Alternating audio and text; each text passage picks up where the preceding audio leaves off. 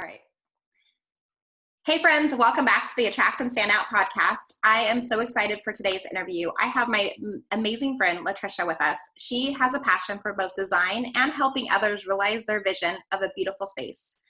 She's combined these two at 918 Design Company, and that's how this amazing business was born. She has over 20 years in the home and design industry, and this passion has moved her to earn her Bachelors of Science in Interior Design.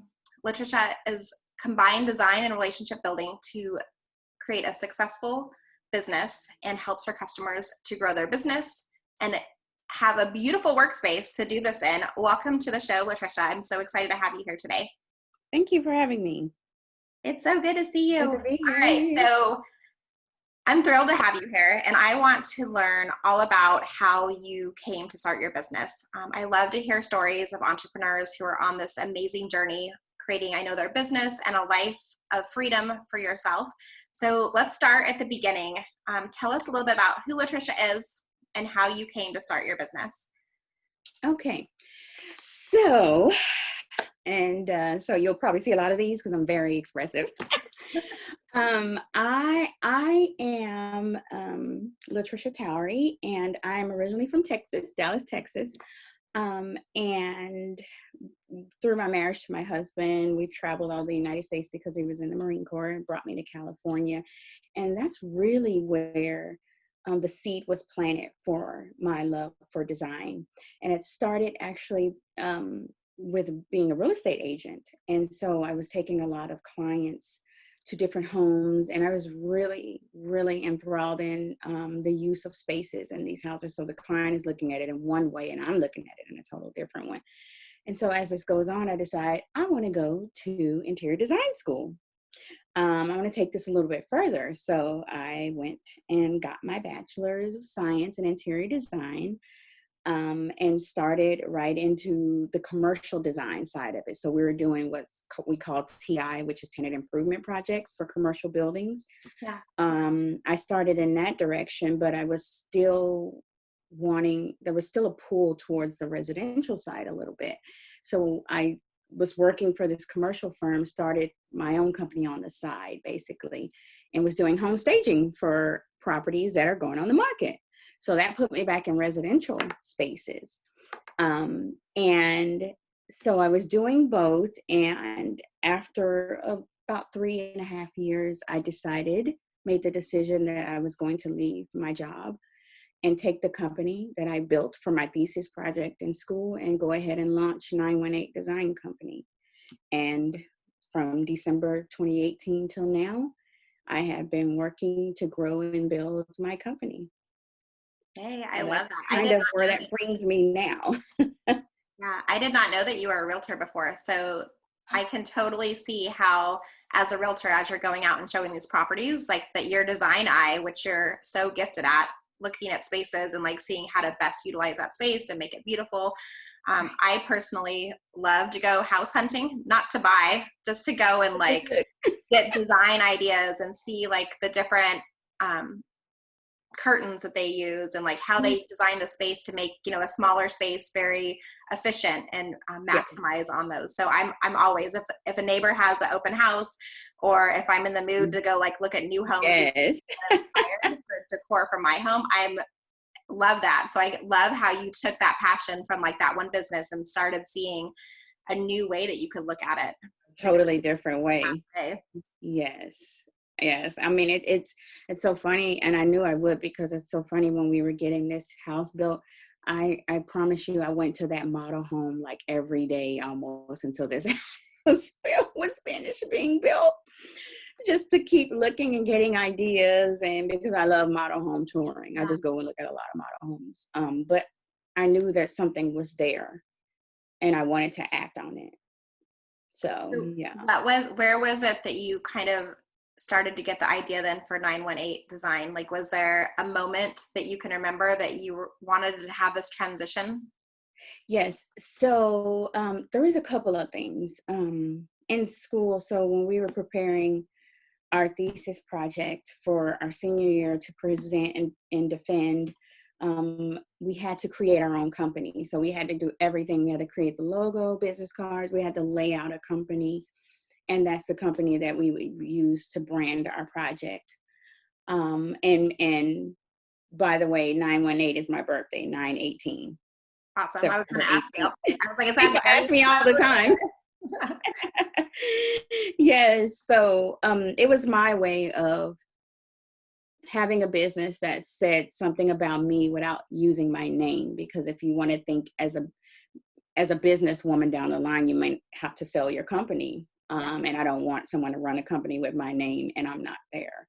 So that was my way of interjecting, but it's not so personally branded. But so that's behind the name. And I know that was a rabbit hole. Sorry. That's all right. But I want to hear all the things.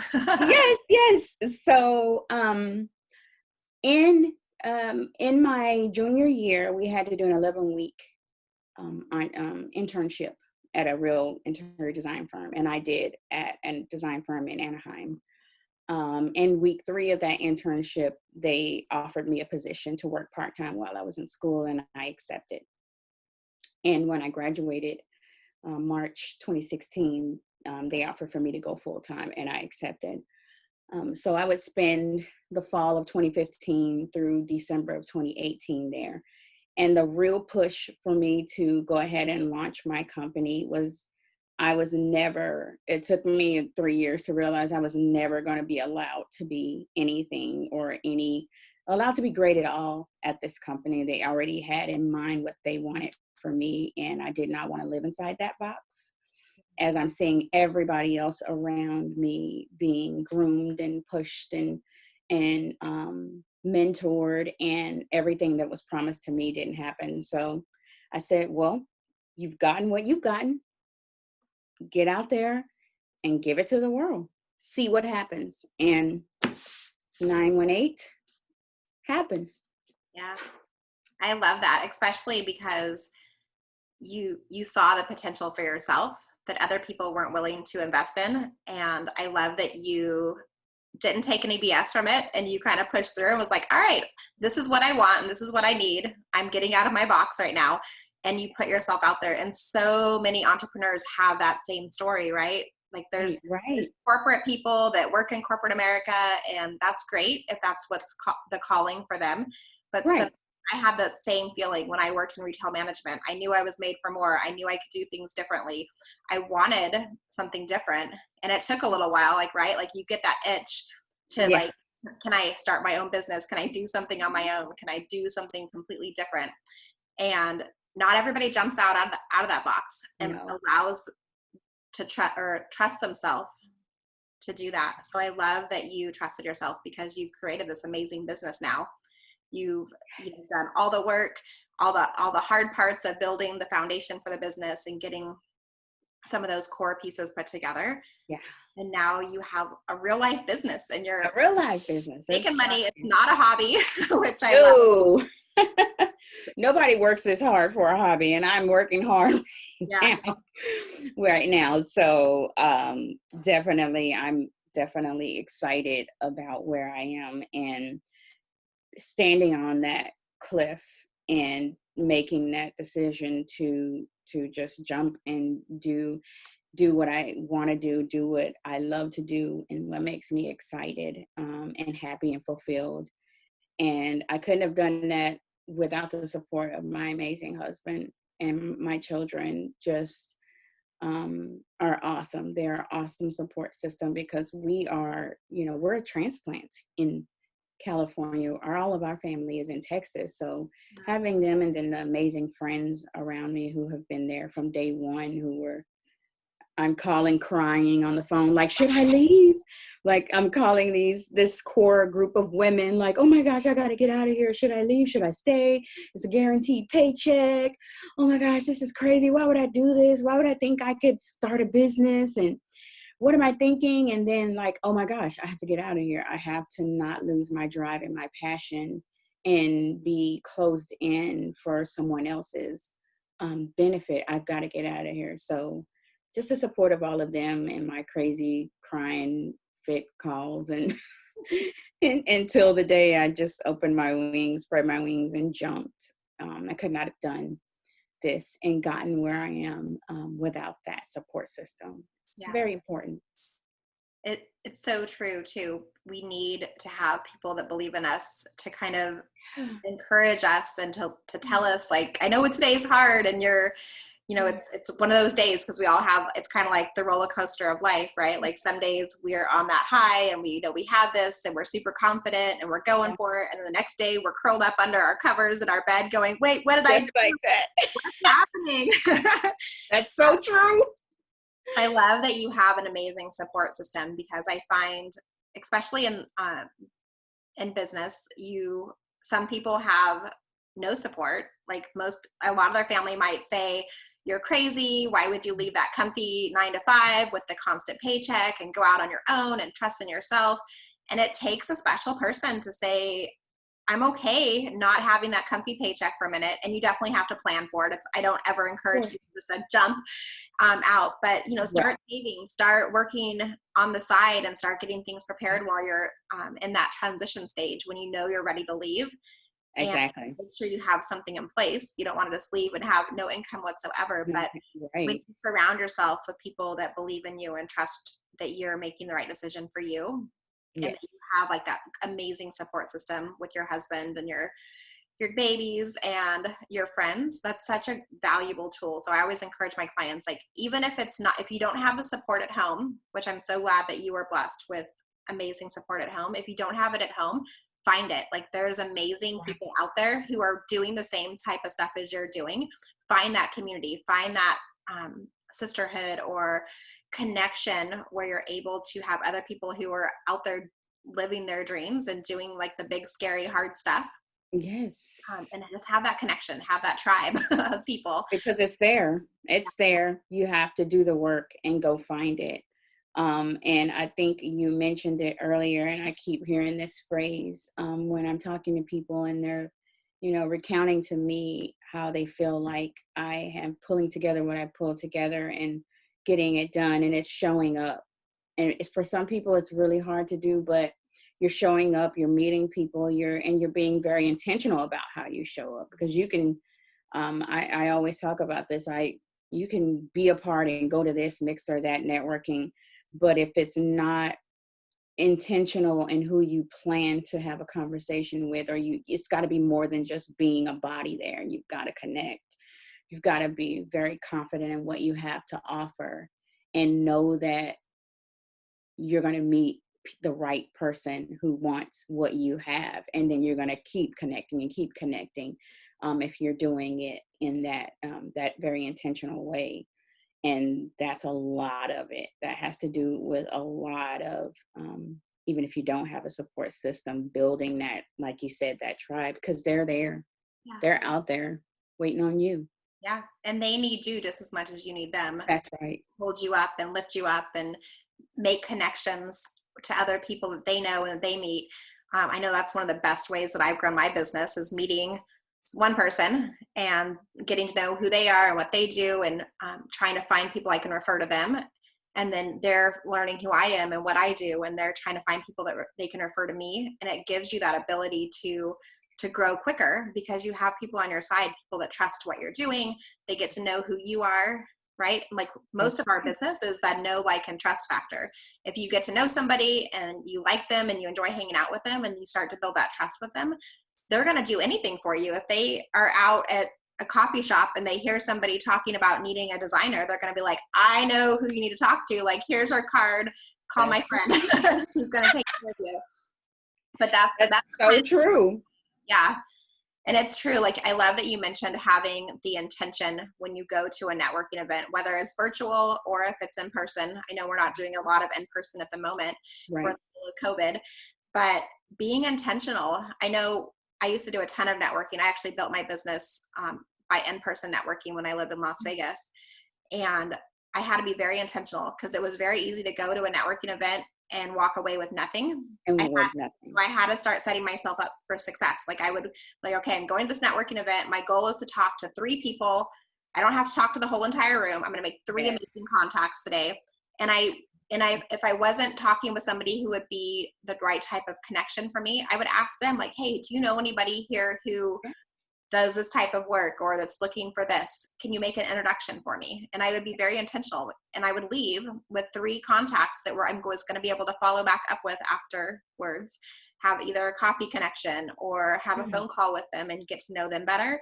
And that was how I built a lot of my business. So I love that you mentioned that intentional, because I think you have to be super intentional. We can do a lot of busy work as entrepreneurs.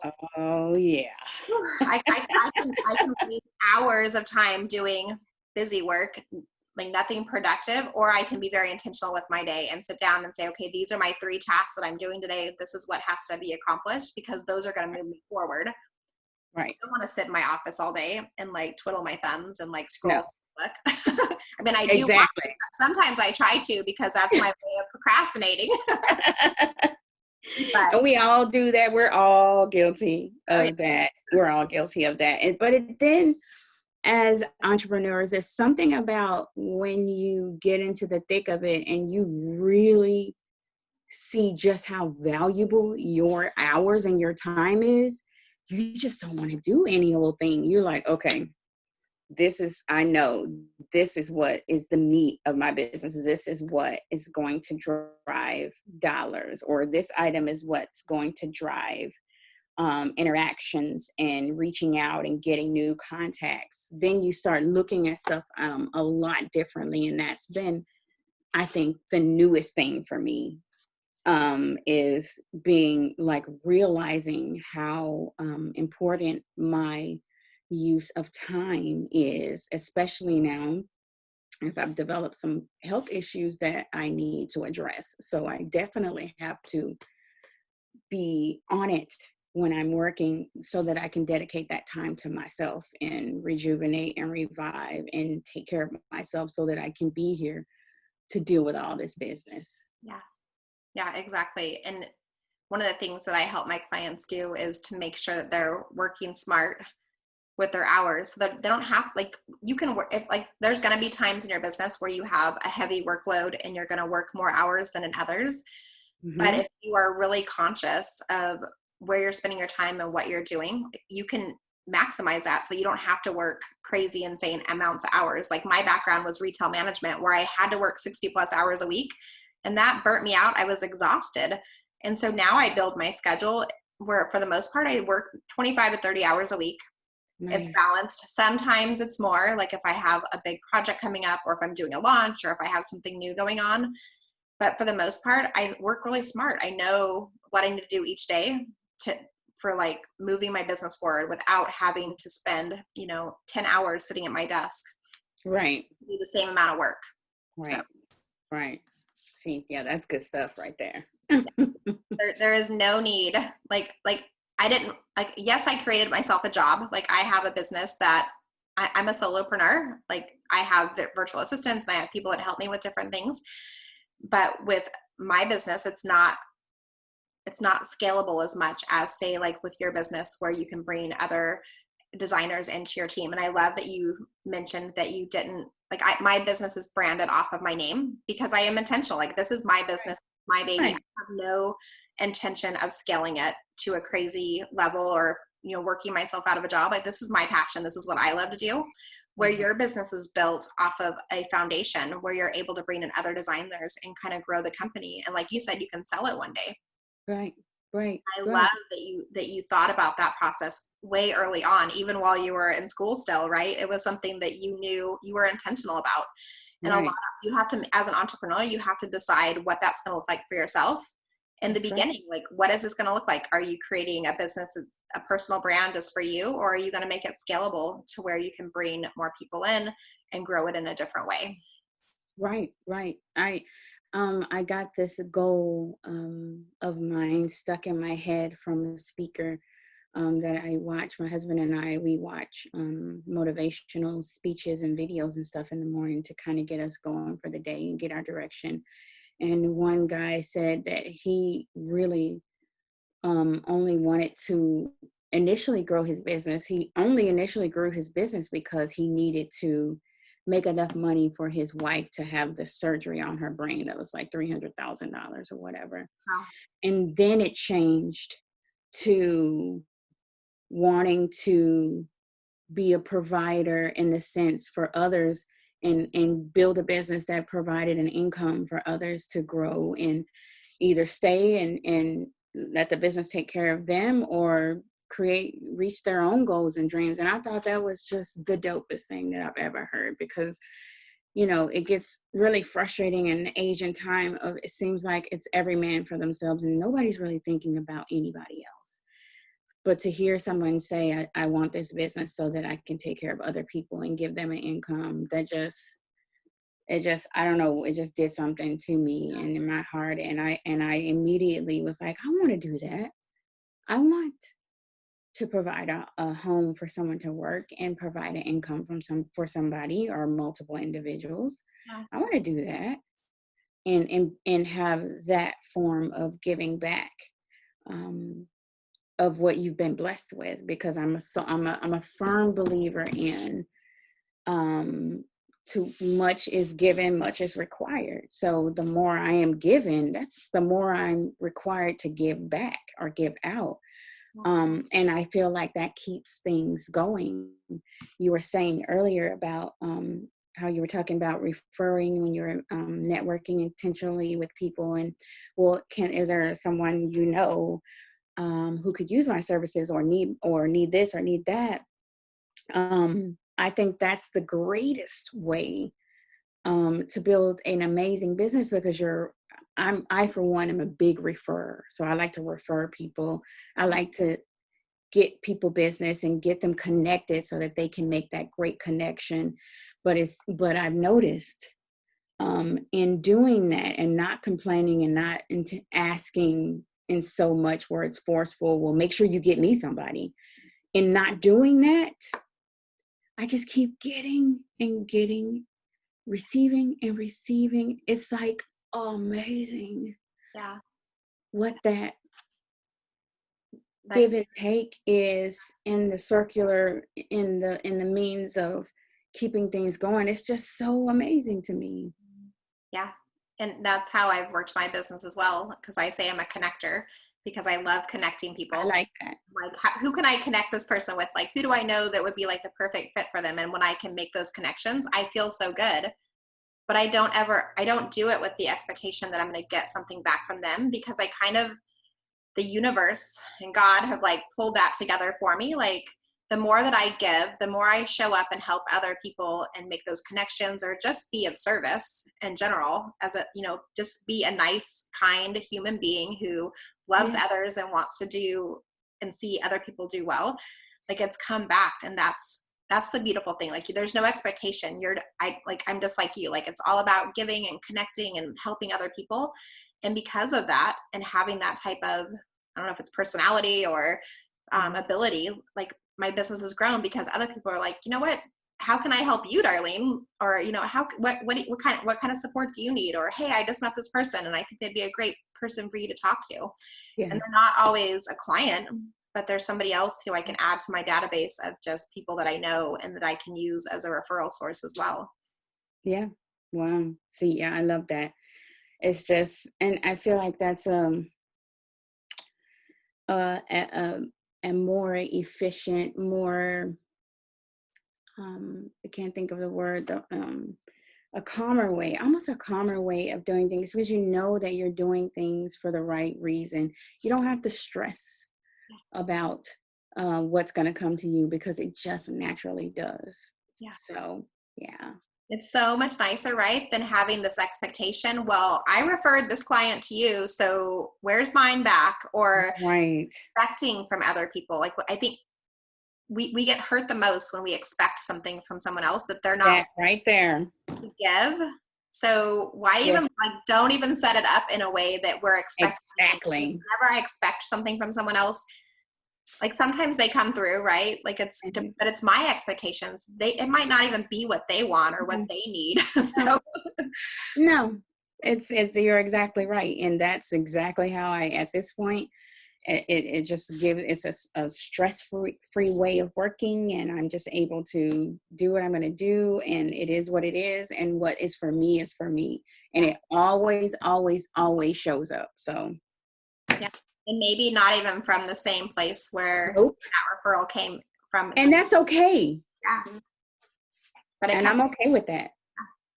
it's just like this relief to not have to stress and worry and put expectations on other people or ourselves, and just showing up. So I love that. I love that. Yeah. So tell us a little bit more about your business. What is it exactly that you do? So Okay. let the people know. Okay, sure. So my business, even since I started, has kind of transformed a little bit. So initially when I started, my company was part home staging and part interior design. And now we've kind of transitioned away from the physical side of staging. So we don't physically stage anymore per se, but we do the staging consultations. So we go in and we have the hard conversations that realtors typically don't have or don't want to have, which is really not their job to have to do that. They need to focus on getting that house sold. And the seller's job is getting that house prepped and ready to attract the most amount of buyers. And in order to do that, it needs to look a certain way. And so we do that as far as the staging. We do the in-home consultations now, no more physical part. And now it's predominantly interior design. And when I say interior design, I mean, I wish I could say interior architecture, because we actually build the interiors. The interior decorating part, if it comes at all, doesn't even come till the end. And a lot of people are confused about what we do. So if it needs to be built up on the inside or torn down or redid, that's what I do on a residential and commercial. I do the decorating side of it, the aesthetic side of it as well. But if it's on a full-on project, it's kind of close to the end. I'm currently doing a project that's a commercial project where it is mostly space planning and furniture. So that's what I like to call it, space planning and all that. That goes into FF&E, which is finishes, fixtures and equipment and all of that in our terminology. So if it needs to be redesigned, reimagined, remodeled, we do it all. That's our job. Yeah. What have you found has been some of the challenging pieces to building a business? I would have to say realizing very quickly when you start your business that if it's a passion, something that you have a passion about, often the business side takes over that more time than you get to enjoy the passion side, when it's especially for solopreneurs, because you're doing it all. So having to be very business minded, business focused, and learning all of the administrative, financial, business side of it before you even get to have fun with the passion, creative side for me and my business. Yeah. Learning very quickly that you have to be all of that first. Then if you get your work done there, then you can have fun. So yeah, that was the biggest thing. I'm doing so much better when it comes to that though. I'm okay with being the businesswoman first, and then getting to dive into the fun side, the creative side, the passion side of interior design. And I have to get used to that, because if you try to scale, if you want to scale, you'll be less and less on the passion side, because you're bringing people in to do that. And you're more of the rainmaker. You're going to get the projects. You're going to get the funding and the money while everybody else works on that. So I have to learn to, which is probably why I will only scale so much, because I always want to be involved in what I love. Yeah. So that's been the biggest challenge. I love that you brought that up too, because so often we think, okay, I'm starting this business and I'm going to be able to do all the stuff that I love doing all the time. And then as you get into it, you're like, well, wait a second, I have to build a newsletter list, and I have to work on my website, and I have to do my payroll and my accounting, and I have to schedule a meeting with an insurance broker, or like you have all these different tasks that start coming up. And before you know it, you're like, well, wait a minute, I'm not even doing my business part of it. And Exactly. like, I know for my business, like 1/3 of what I do is my passion, like the coaching, where I'm actually engaging with a client and helping them grow their business and put those things in place. But the other 2/3 are marketing and creating content and blog posts and videos and training series and networking and pitching myself for podcast interviews and all this other stuff, which I enjoy doing because it gets me to my passion, right? It gets me to that 1/3 of actual coaching time. Right. But when we start our business, we don't think about it. You think, okay, I'm a hairdresser, so I'm just going to do hair all day. Oh And no. that's not true. Like, you have to, like, where are the clients going to come from? If you aren't out there marketing and connecting and building relationships, there's no Exactly. clients to do the hair for, right? Or whatever your business is. So it's that balance of doing your passion work, but being dedicated to the process of That's marketing, right. putting yourself out there. And I think that owning a business has been like the biggest self-development program I ever could have put myself through, because I'm always learning something new and figuring something else out. Constant. I'm like, I'm on Google and then I'm on YouTube and I'm like, I got this, I can do this. Exactly. And I've learned, I think I'm more tech savvy than anybody in this house now. So everybody comes to me, and I got young people, except for my son, because that's his field. But as far as everybody else are like, wait, how do you do that? I'm like, y'all are 20 something. Why do you don't know how to how to do that? Yeah. But I came to terms with that, and I actually kind of enjoy the business side of it as well. And having to be responsible for that, for the side that gets, like you say, gets the clients in the door, because you gotta know how to get paid. You gotta know how to, what are your processes? What is the company processes? How do we handle this? How do we explain that to clients? How do we get the information out to them? Somebody has to do that, or there's no business to be had.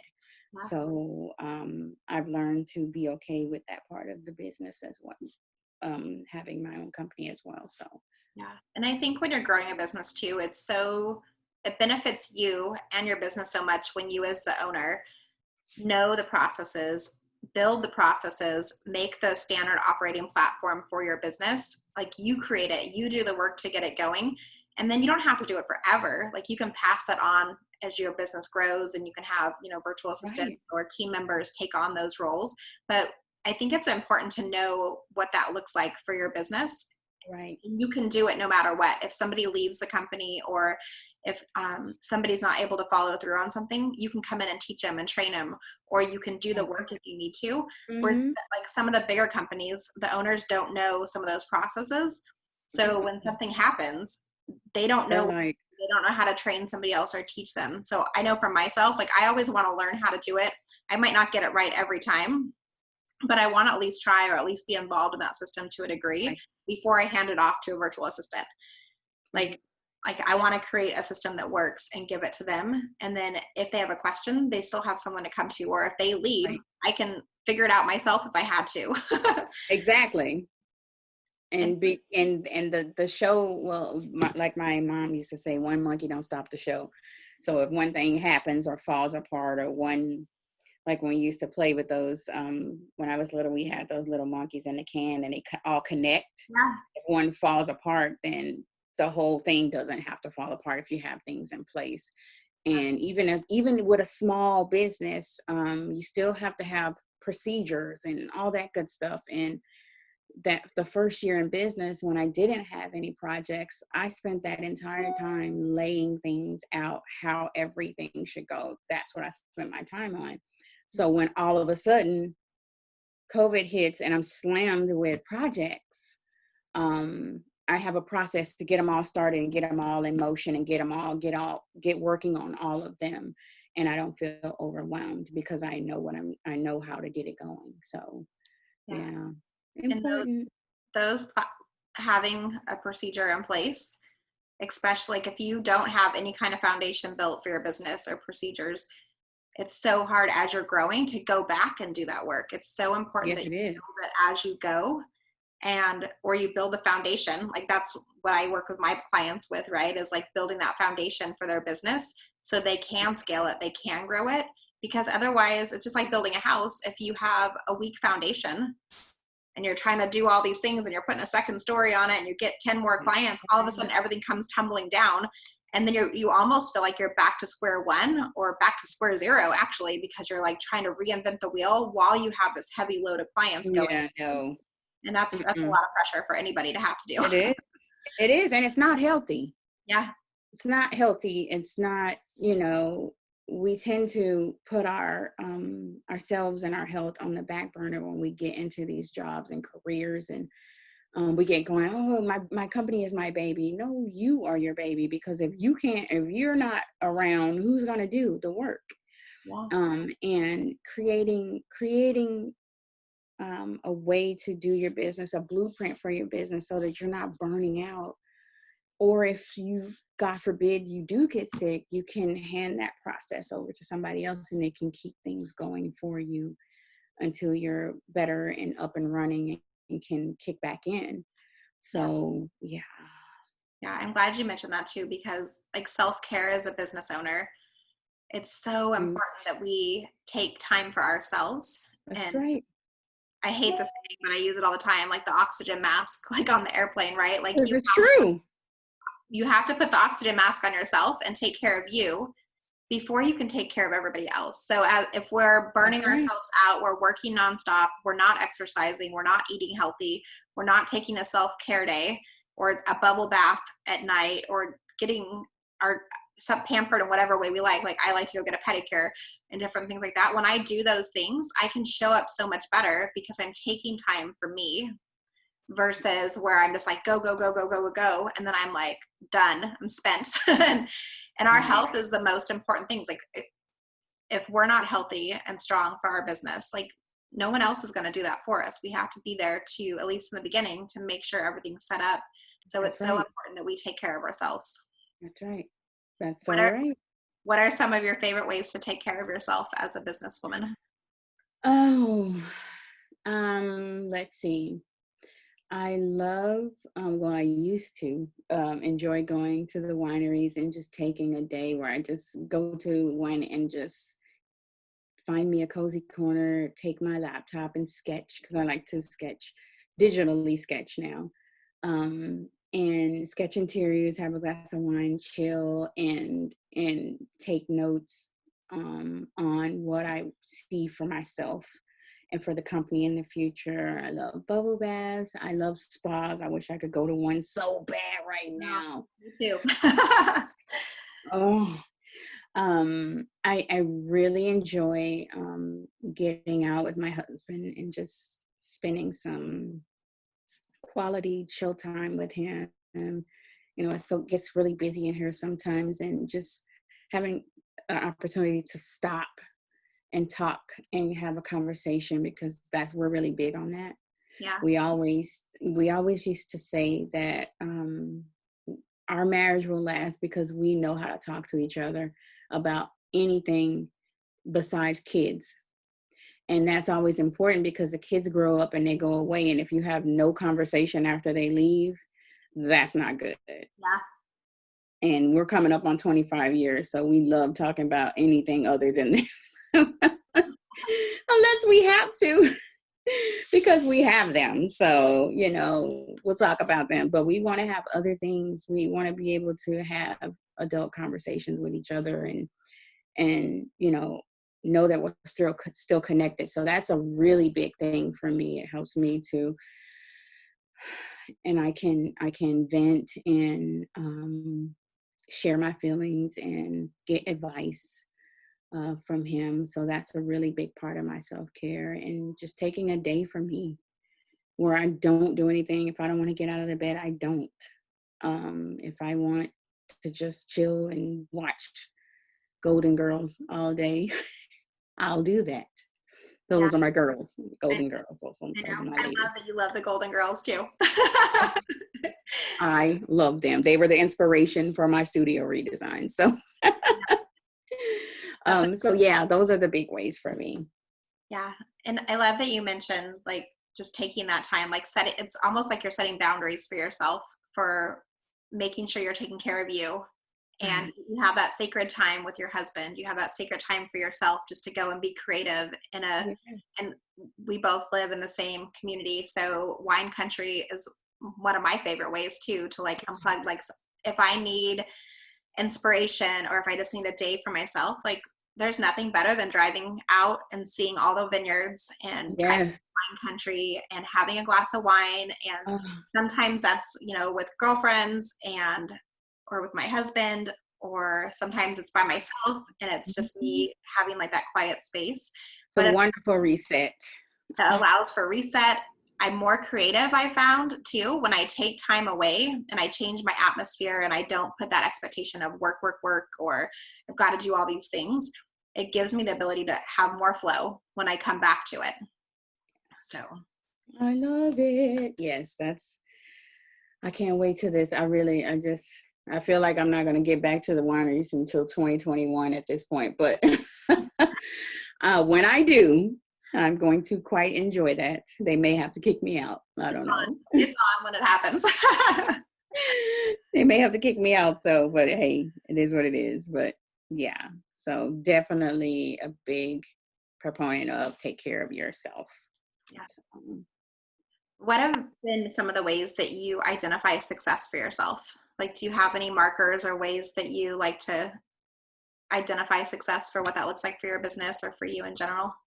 um, for me, it's not for me. It's client happiness and client appreciation. Like I love getting those emails or those texts that are like, oh my gosh, I got one yesterday on a commercial project, and he said he canceled a whole meeting because we were going to review boards, and he was like, yeah, we don't have to do that, we already picked what we want and we already picked this design. And he was like, by the way, my wife was super impressed and that's really hard to do. Yeah. Which I get, because during the vetting process to get this project, it took a month for me to get this project, and they were vetting a couple of other designers. One fell off and it was against me and another designer, and the husband favored one person, she favored one person, and I was like, oh Lord, what am I getting into if I get this project? But when he sent that, I was like, oh, impressed was she? Cool. That's I love that. Like, because you're right. Sometimes, like, especially when you're working with more than one person and in your industry, like that probably happens a ton. You have, especially with if it's a commercial project or if Yep. it's residential, it's spouses of some kind. And then if it's commercial, it could be business partners and different people like that. And we all have different views and opinions and experiences and life Right. things. And we have our one way of visioning it and somebody else has their way of visioning it. So for you to come in and win over the person who maybe wanted to go a different direction, like that's a testimonial right there in itself, right? Like, Exactly. Because I know she was leaning towards a different designer, but and it's so funny. They ended up hiring us, and it's just, I was like, oh, I was just really surprised. But I like those things. To me, that matters more, because it's saying the way we design, the way our thought process is because everybody's project is completely different and has completely different set of needs. If we're meeting those needs and exceeding those expectations, that to me tells me that I'm successful and what we're doing is successful, and I want more of that. yes. Yeah. So, I, there's nothing better than a happy client. Like it because always, we get enough of the ones that are not. There's nothing you can do. And I think some people, you can see it sometimes. You will get clients that there's nothing that you can do that's going to be 100% perfect. So, yeah. you know, And that's so like you can't make everybody completely happy, no, but at the same time, like you show up, you do your best, you give 110% of yourself, and that's right. that's all that you can. That's all that you can do as a That's all. designer. Yeah.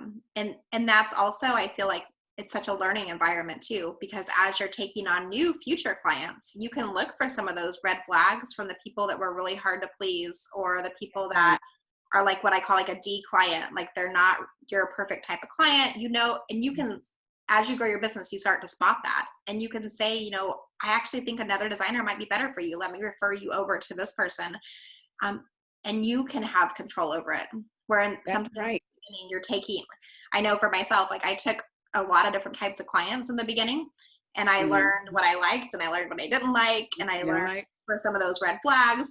And not to say that it doesn't sometimes happen still, like there's still some clients where things don't go quite as we expect, right? Or it's going to be one way and we have to work really hard to get them the success that they need. Right. Whatnot. But I can watch for that now, and I can easily identify, you know, I actually don't think we're going to be the best fit. And I love that I can say that, because I don't want to take every single client. Like if I know it's going to be hard for us to, like, as a coach, like if we're not the right personality type, it can be really hard to move forward. And I don't want to take somebody's money if we're going to have a hard time building that relationship. I would rather refer them to somebody else who I trust and know will take good care of them, than take on a project that's going to make me feel like I'm like exhausted and burnt out and so worried all the time. Right, exactly. And that also to me is success, is knowing that my business is not hinged on having any and everybody as a client, but only the ones who fit perfectly into what it is that I offer. Because if we're working together, I want you to have a great experience, and I deserve a great experience as well. I don't want to be walked on, stepped on, talked to crazy.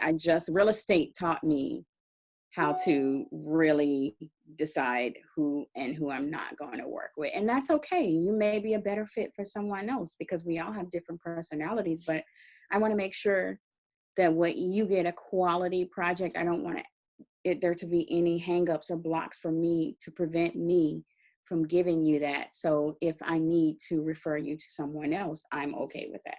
Yeah.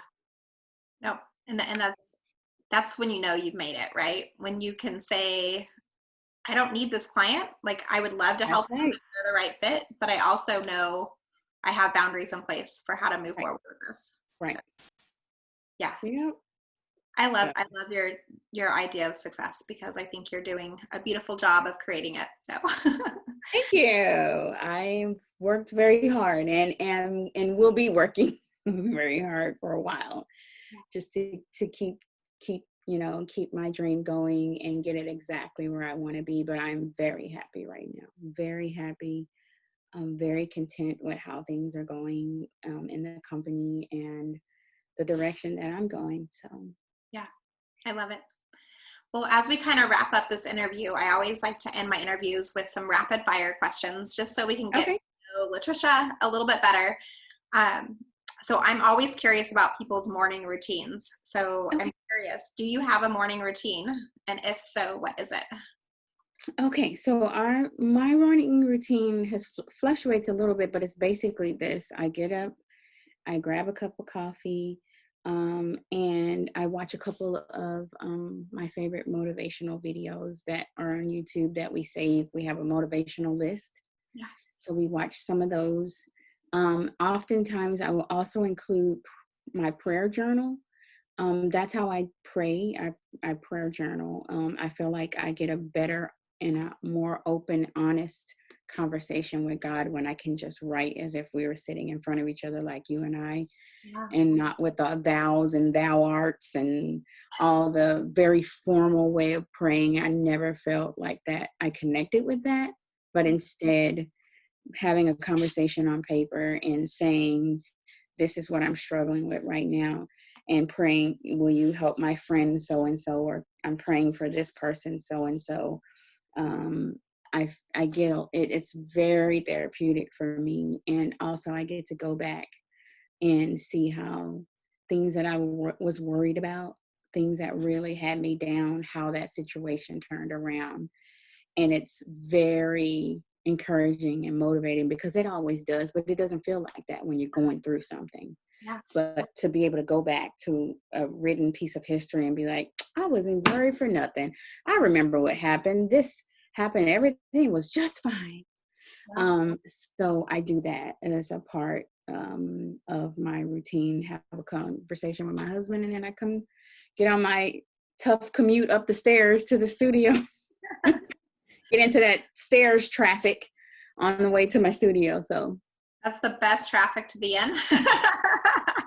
so great. Yes. Fast trip. Yes. I love it. Yeah, you definitely, that's one of my favorite parts is not having to do a commute anymore and being able to, like my commute usually before COVID, obviously, like was taking my kids to school. Like that was like my drive time. And then I come back to the office and I'm like, okay, I'm here. I did not miss the real commute. Mine was more like 2 hours each way. Yeah. Yeah. So I don't know how people do it. 2 seconds, 3.2 seconds. I'm good with that. I love it. So who has been the biggest influencer in your life? My grandma, who I lost in 2016. I lived with my grandma my whole life. My mom was there, but my mom was one of those kids that like never really quite left the nest. So I had all this time to be around my grandmother, and it was just an amazing experience. And I know that's why I love the Golden Girls so much, because when I was a little girl, and I have a picture of this, in this picture is me, my grandma, my great-grandma, and my great-great-grandma. And that was my little crew when I was growing up. I loved being around these ladies, and other people would want to have sleepovers with their friends. I was like calling my grandma, my great-grandma, can I come over to your house? And she was like, okay, tell your mom to bring you. And so I bonded with these women. And as I lost them, I began to realize just how precious my time was and all the wonderful things that I learned from them. And living with my grandma my whole life, that was my ride or die. Yeah. And I hated to lose her, but I was thankful at the same time because she was in a lot of pain. So I was glad to see her go and let that go, let that pain go. Yeah. But I miss her. I miss her greatly. But I know that she's incredibly proud of the woman that she had such a huge part of growing up and building. So that's my biggest influence is my grandma. Yeah, that's so beautiful. Thank you for sharing that with us. And I'm sorry for your loss, but my grandma was one of my favorite people too. Yeah. So I can totally relate to that. Yeah. And the story that you're able to share and like how that has been infused into who you are today. And I love like the Golden Girls is a part of your brand. Like you talk about it, it's part of your office thing. And it so relates. Like, you know how much I love storytelling. Like it's how you grow your business is by sharing stories. And that's a beautiful piece to your brand that I'm so glad you shared it with us. Yes. Thank you. Thank you for the opportunity. Yeah. We shared a little bit earlier about self-care. And I'm curious, like, what's your happy spot though? Like when you mentioned the wineries, is there any other way, like if you need to recharge or reset that you like to spend your time? Yes. My back patio is because we took our big comfy cozy couch that we had and we put it back there, and we have the whole covering things and ceiling fans and lights and fire pits and all that stuff back there. But I don't know, it's something about that couch. Everybody who comes to my house, they're like in love with this couch. And it's so cozy and comfy, but there's a corner, the right corner. I love to get into that right corner, and if the ceiling fans are going out there and a nice breeze, it's a nice place to reset. And I feel like I get the opportunity to recharge and just refill myself for the day, whether it's I'm on a break, because I'm learning to take breaks, because I'm one of those people who will just keep going and going and going and going and going, and I need to stop that. So I will run down and take a break there. And it's one of my favorite spots to just recharge. I love that. And especially because it's in your home. So it's a place that you can go to no matter what. So that's perfect. I'm going to have to come over one day and recharge on your couch. Yeah, I'm telling you, you're going to get in that corner. You're going to be like, girl. You can't have it back. I'm taking it home with me. I'm going to take this here with me. Awesome. And my last question for you is, if you could travel anywhere in the world, where would you go? I really want to go to Santorini, Greece, I think it is, because I just want to look at the architecture. Mm. And because I'm obsessed with hotels and inns and architecture there. I like follow them on Instagram, so I get these notifications, and just the color and the landscape. It's just so beautiful, and I just want to physically walk through and experience what it's like to live there and just enjoy life there. So I really, really want to go to Santorini. Yeah, that Yeah. sounds amazing. It, Yeah. it, it oh, it's so beautiful. I mean, and I need to go soon because other people are catching on or have caught on. So everybody's going there now. Well, it was right now. Nobody wants us, but when we're allowed back, I just want my opportunity to experience it as well. It's just so beautiful. Yeah, it sounds amazing. I'm packing It my bag. I'm coming with you. Okay. Let's Road go. trip. Well, thank you so much for being on with me today. Can you tell everybody how they can connect with you? Where do you like to hang out? You can connect with me on Instagram. It's one of my favorites because it's so visual. At 918 Design Co. You can find us there. You can find us on Facebook at 918 Design Co. We are on LinkedIn and my website, www.918designco.com. I'm always revamping and turning that thing around. It's always different everyone's, but Instagram is a really great place to connect with me. Send me a message. I do answer messages. Like something, share something. We just love interacting with people and who love creating spaces or who want their spaces created as well. So check us out. Awesome. And I know you have a free gift for the community for joining us today. Yes. What's your gift? Tell us about it. Okay, so our gift is creating a dope workspace. And this came out of everything that's happened with us being locked down and having to learn new ways of working and continuing our business, whether we work somewhere else or we're telecommuting. So I think that workspaces should be calming and serene and inviting, inspiring as well, no matter where it is, whether it's in an office or in your own building or in your corner of your kitchen. And so I have created a little guide and it kind of goes through telling you what are the important things that you need to have in a home workspace so that it's functional and you get the job done in the space. So I've created this workbook with some information about doing all of that and some resources and some fun stuff on helping you to create that type of workspace. Awesome. And I think you have it in the link. I will have the link in the show notes. So that's a wrap, everybody. Thank you so much, Laytricia, for joining me today on the podcast. Thank you. It was so fun. And we will see you guys all next week.